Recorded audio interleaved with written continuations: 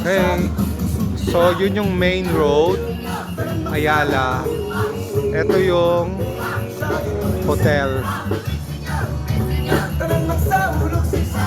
Ito yung hotel now.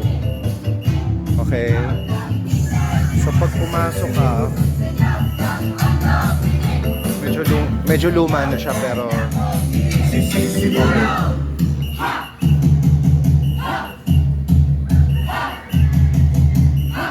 Ito medyo madilim nga siya.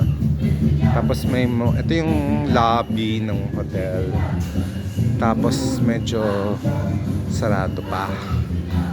Okay. So one night lang ako dito.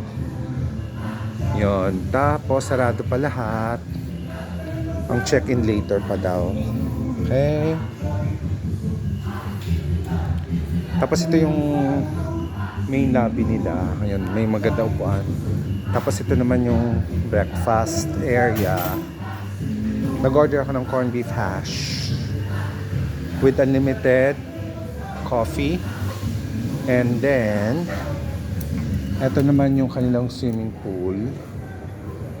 Yan, ito. Okay naman siya. Maganda, malinis. Maganda mag-swimming. So, pwede na ako mag-swimming as early as now. Just pay for the towels. Yan, malinis. Maganda mo. Sarap mag-swimming. Okay.